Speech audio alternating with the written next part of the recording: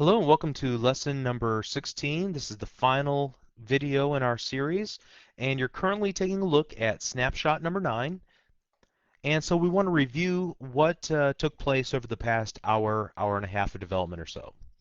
So the first thing I want to talk about is code cleanliness or organizing your code. And so if we take a look at the code behind in the main form.cs, you can see that, for example, in line 18, I have the private toolstrip button events comment, and then you'll begin to see all of the event handlers for the toolstrip buttons. If we scroll down to line number 64, you can see I have a comment there, menu item events. So I've organized all of the menu items together, and you can see in line 107 the main event handlers and like the main form.load, folder combo box, selected index change, and so on are all organized together. Then line 148, you can see the helper methods are all kind of organized together as well.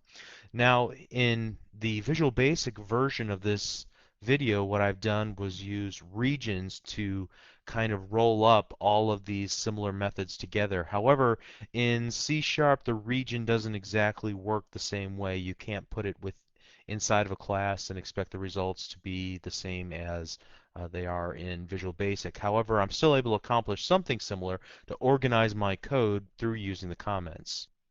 Now, why go to all the work of organizing your code and collecting them, similar events and methods together? It's really something you do to help yourself in the future. So 3 days, 5 days from now, when I look at the code again, it's easy for me to find what I'm looking for. One of the frustrations that you begin to have as you add a significant amount of code to your project is finding things.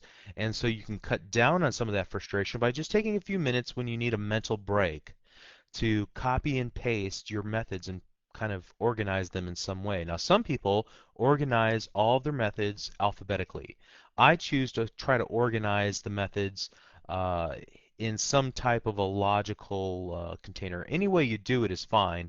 Some people have strong opinions about it, but just find a way that works for you and then continue to do that in all of your projects. It also helps other people who will take a look at your code to kind of see that there's a pattern and they can begin to expect certain things as they review your code.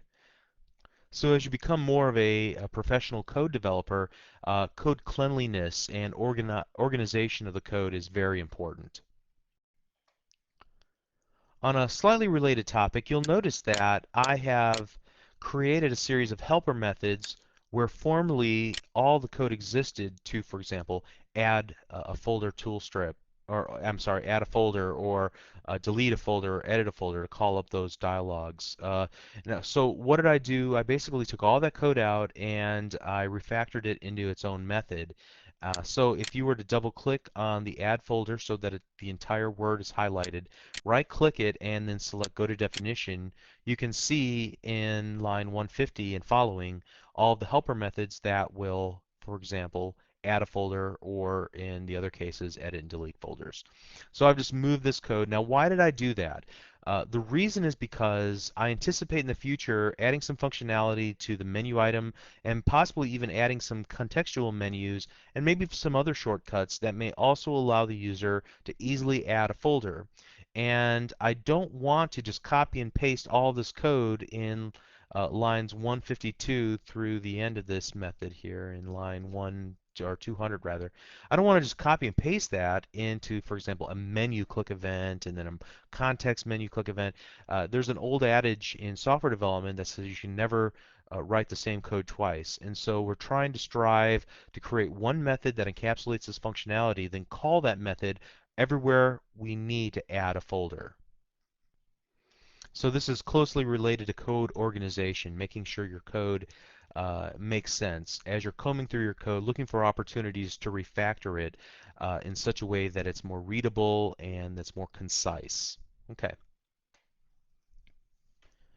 All right, the next thing I want to talk about is the strategy that I use for fortifying the code within my application.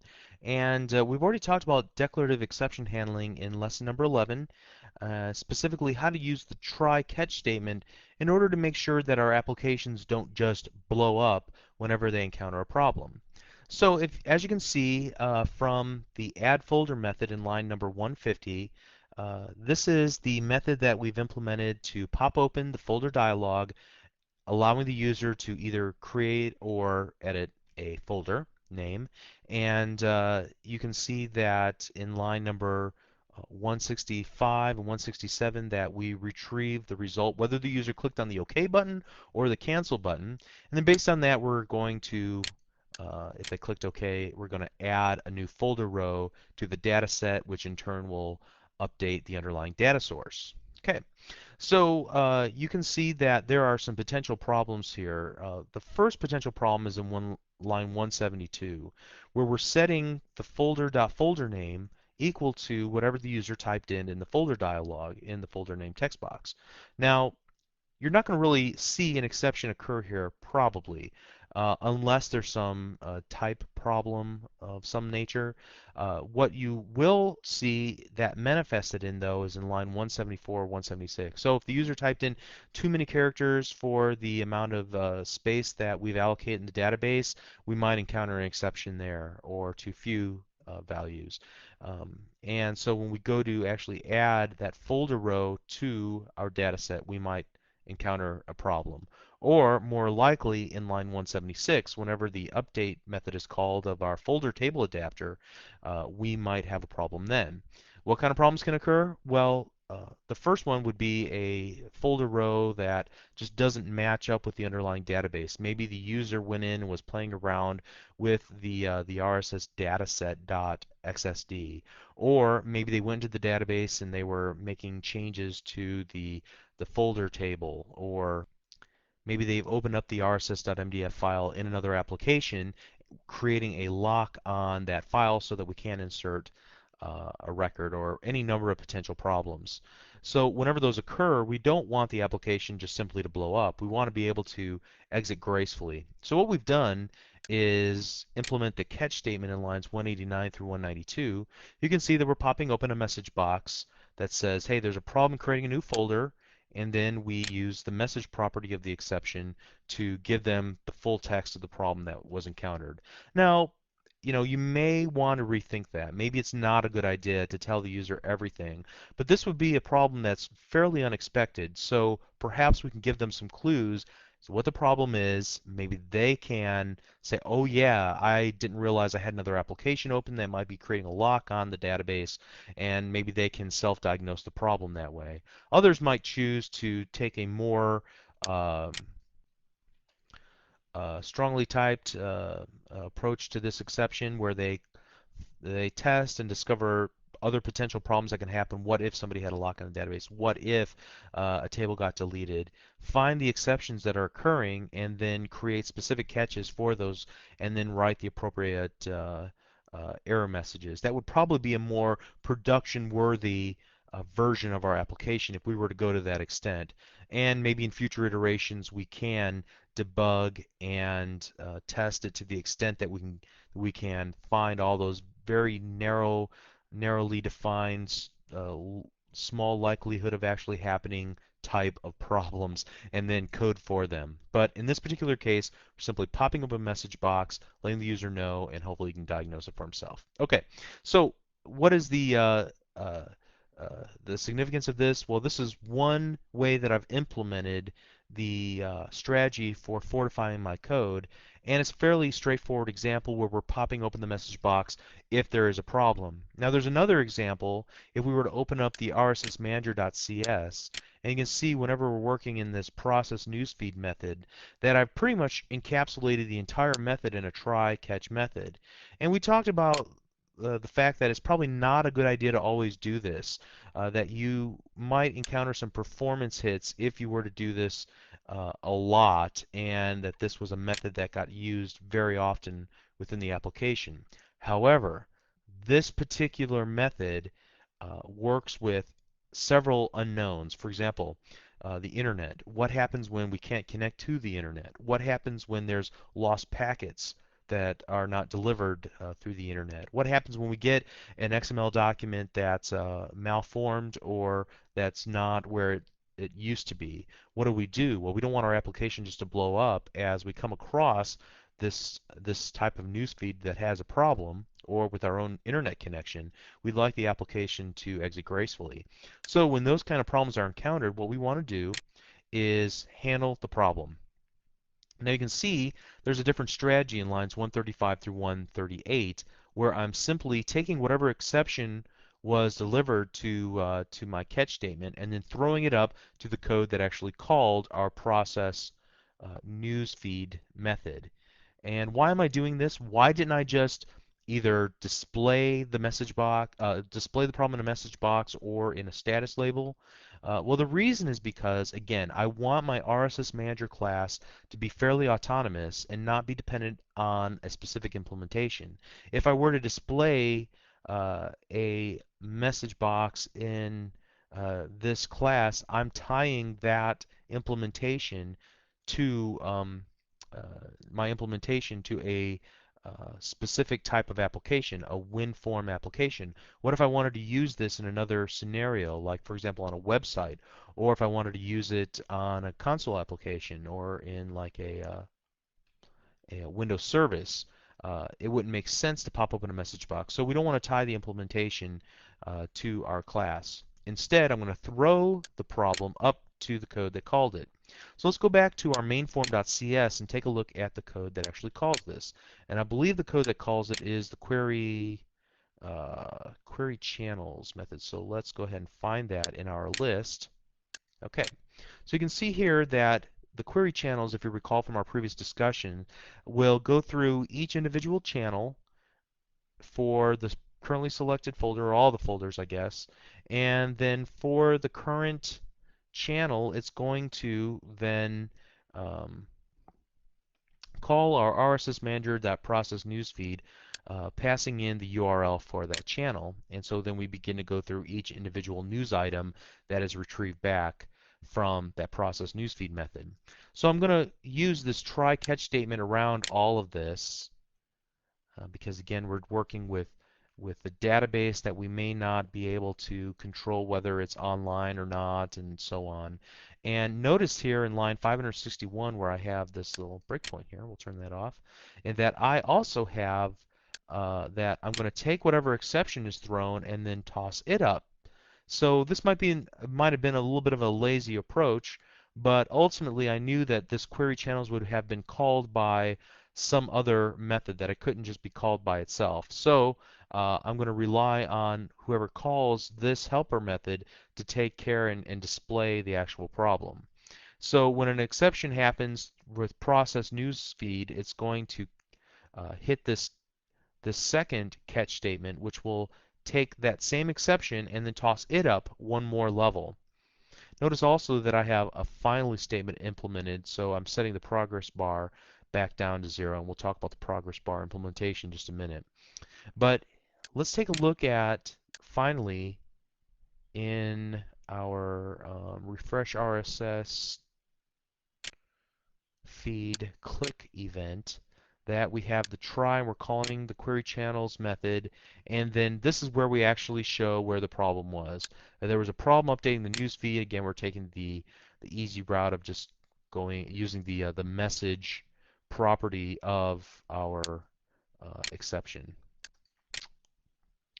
Okay, so you can see two different styles of approaches implementing the strategy that we've got for fortifying our code.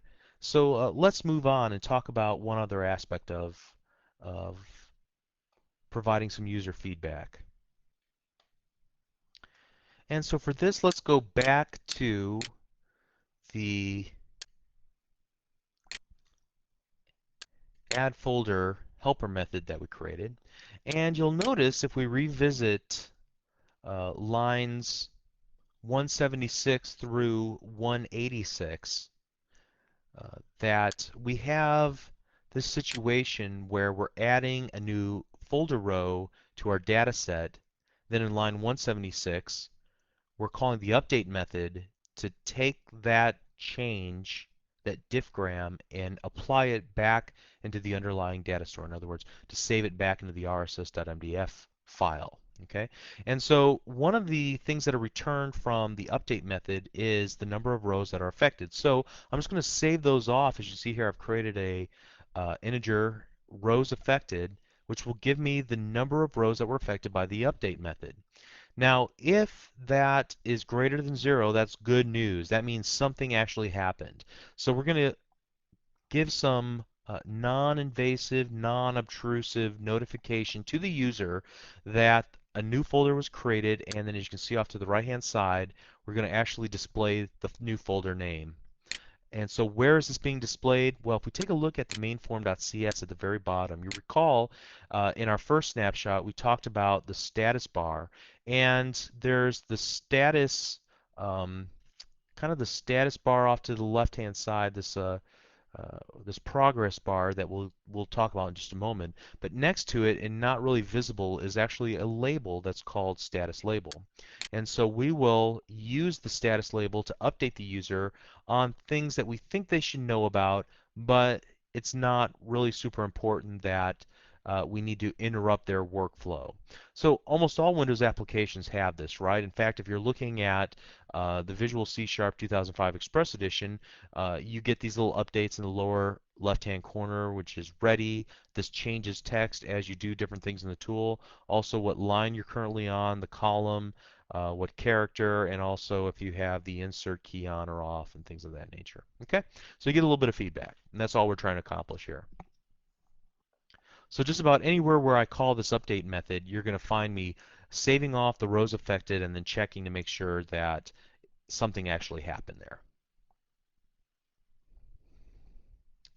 Now, what becomes debatable is if the data was not saved into the database for whatever reason. If the rows affected were equal to 0, then line 185 is going to fire.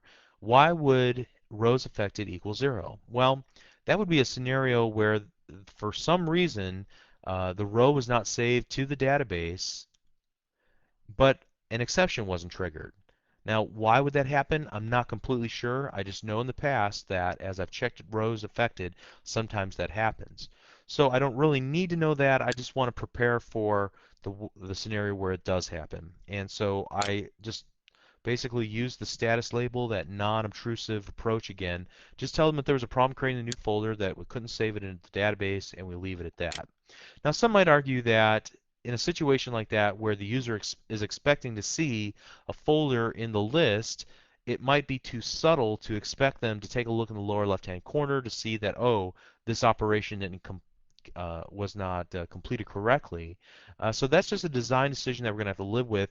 After several users get a chance to work with my application and I get some feedback, some of them are probably going to like it, that I'm not in their face, so to speak, with all these notifications. And some are going to say, hey, it wasn't very obvious to me that why my folder wasn't created. And again, I'm just using this particular example, but it could be applied to any other examples in the source code. So this is just a matter uh, of making a design decision and then suffering the consequences, whether good or bad, as a result of it. Okay. So you might have a different opinion on it, and in future iterations, if you were to take this and continue to work with it, you're free to implement it any way that you want to. So let's continue on. One other thing that I wanted to show you is the use of this expand label. Let's show it in action here. I'm going to run the application quickly. And so now you can see that we have our little preview window populated with the actual web page from the RSS news item that is currently selected. And when I click the expand label, notice that it pops open Internet Explorer with that web page loaded in. Now, how did we make this happen? Well, first of all, what I didn't do, let's go ahead and shut this down. I didn't use the link label from the toolbox, and I think we've already talked about this a little bit, but ultimately decided that the link label here did not allow me to capture a click event, and so I decided instead to use just the label so that I could take more control over how it works. So I simply changed the properties of the label to be blue and underlined to make it look like a hyperlink. And the other thing that I did is that I data bound a certain property of the label that's actually common to most controls, and that is the tag property. Now, the tag property is used for any kind of metadata or user-defined data that is associated with the control but never is displayed. Now, the reason for this is that I need to data bind it much in the same way that I data bind any of these text boxes and then the web browser window as well. So I don't have to write any code that retrieves the data manually from the data set, for example. So I can just data bind this non-visible property called this tag to hold a value, which is the hyperlink for our news item, and then retrieve that tag whenever somebody clicks on our little label here in order to fire off Internet Explorer. So let's take a look at the expand label underscore click event handler. If you take a look in lines 592, I'm simply trying to make sure that something is populated inside of our expand labels tag property. If not, if the length of the string is equal to 0, then we're just going to exit out of this. Okay? Next, we're going to attempt to pop open Internet Explorer by using the system.diagnostics.process class, using the start method, passing in the name of the process we want to start. So iExplore is the process name for Internet Explorer. And then we're also going to pass in as a parameter the tag property of the expand label, which will contain the link. So we're saying open up Internet Explorer and default it to this URL. Okay, so that's what we're doing in line 597. And then if something were to go wrong, we're just simply going to catch the exception, pop open the message box that there was a problem. Okay. Okay, one other thing that I was able to accomplish in this snapshot was the implementation of the progress bar down at the very bottom of our interface. So for example, whenever we click on our refresh RSS feed now, watch in the lower left-hand corner, you can see that the progress bar goes across, and then we get this update in the status label, RSS feeds updated successfully, 44 news items were added. So this gives both a cue to the user that the application is currently busy. This still allows the user to interact with the application. However, it just lets them know that it's currently doing something behind the scenes. And then also we get the RSS feeds updated successfully message to give the user some specific information about how many new items were pulled down. Okay, so now let's take a look through the code a little bit more, and you'll notice that there are, depending on the spot in code, there are sometimes a lot of comments, and in some cases, for example, back in our main form.cs, there are spots where there's not a whole lot of comments. So we might want to take this opportunity to go back through and be a little bit more diligent about finding spots and opportunities to add some comments, and also make sure our naming conventions for our variables and for our objects are correct. Look at line spacing, if there's too many lines or if there's not enough line spacing, to kind of just clean up the code in general and make it more readable. Okay, so let's talk briefly about testing the application. And this isn't really something that's easily demonstrated, but let's talk about some ways that you can test your application and make sure that you have a level of confidence as you give it to other people.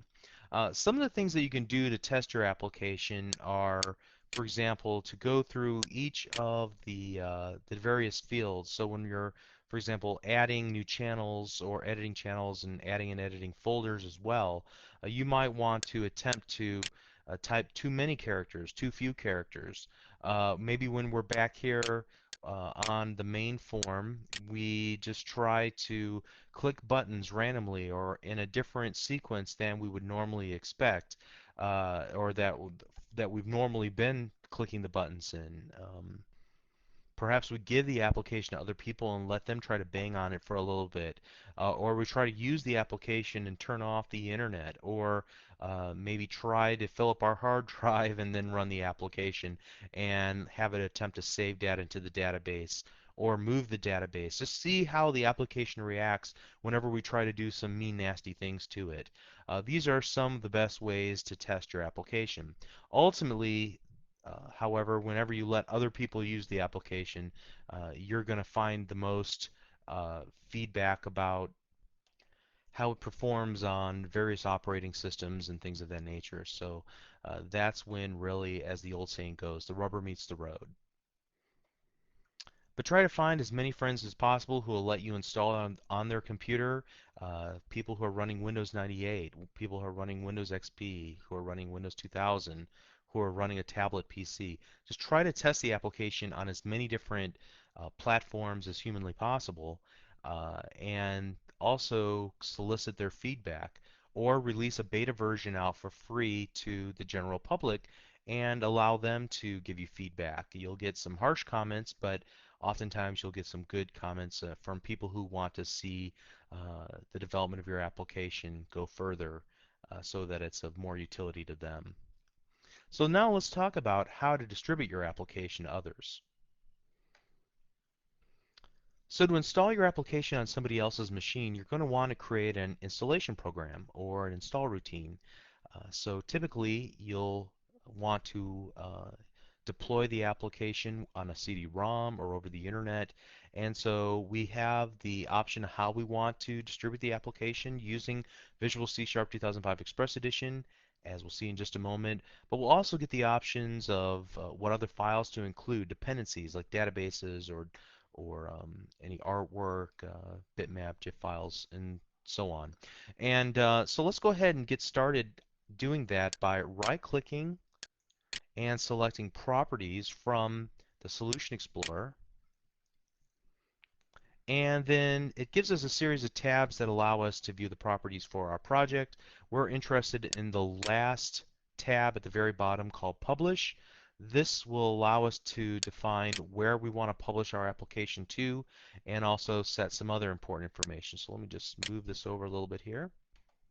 Now in our simple scenario, we're going to use the Publish Wizard in just a moment. And the Publish Wizard button, as you can see, is down near the lower right-hand corner. However, we can also essentially do everything that the Publish Wizard does and more by working straight from this Properties window. For example, I can select where I want to publish the application. Currently, it's going to attempt to publish it to the local host, so the local web server on this computer, in a folder called RSS Reader. However, by selecting the ellipsis buttons off to the right hand side, I can choose whether I want to install to the file system, to an FTP site, or to a remote site using HTTP or just a local installation of Internet Information Services. We're going to select our desktop for the time being as the place where we're going to install the files. Additionally, I can select whether I want to make this application available to users only when they're online, so they have to navigate to a web page and run the application from a web page, or whether they can work with the application offline. So what's the benefit of the first option? The application is available only online. Well, this makes sure that they always have the most up-to-date version of your application, which can cure a lot of headaches in terms of supporting your application. If your application requires changes often, then this might be a good option for you. Also, if you want to restrict who can access the application, that might be another reason why you'd want to install it on a web server and make it available only online. However, in our case, we want it to be available offline, available from the Start menu, as it says. Additionally, we can choose to add additional files, for example, any resource files, configuration files, artwork, as we noted before, databases that are external to our application, but our application relies on to run. Um, and we can also set things like how the application gets updated, whether it should check a certain directory on the internet for newer versions so that it can download them.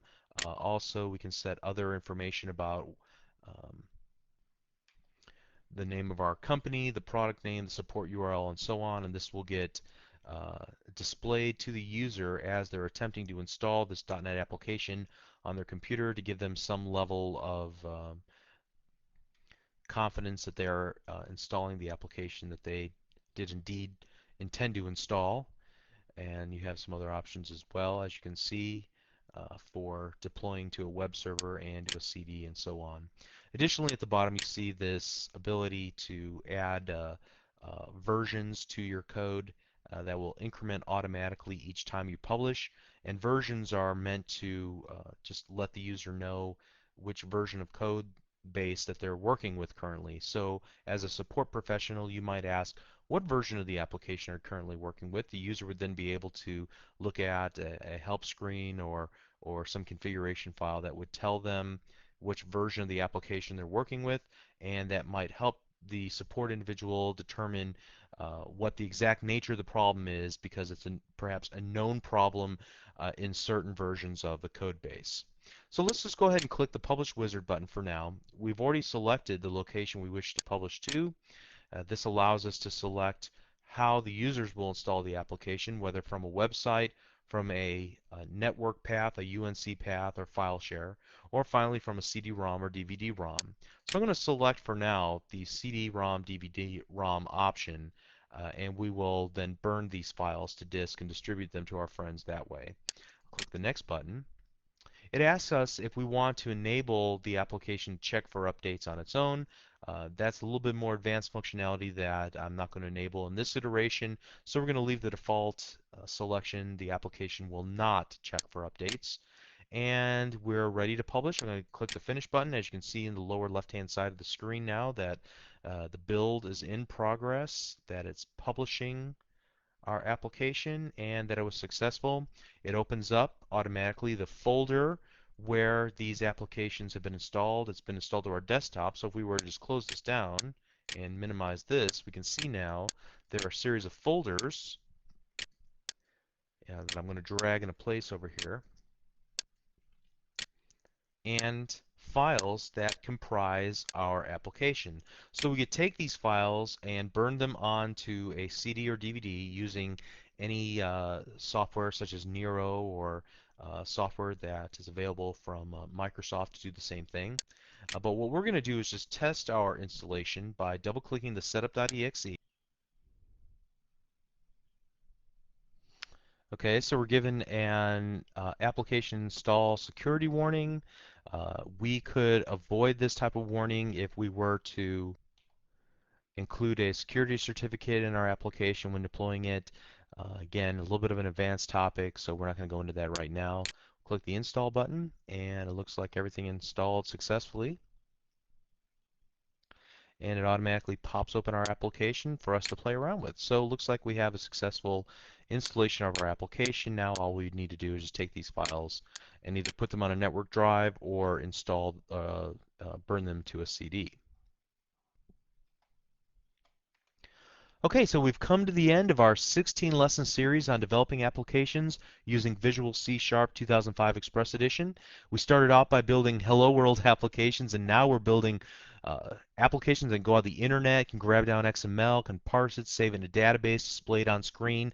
We've created an install application. We've talked about so many issues between here and there. And so I hope that you've enjoyed this process, and I want to congratulate you for sticking with this, listening to me talk for the last 8 hours, but also hopefully following along and learning these things in a very visual way. So just one last plug. Please come by learnvisualstudio.net so that you can download more videos. But also on a personal note, I just want to wish you success and the best of luck as you continue to develop applications with C#. Thank you.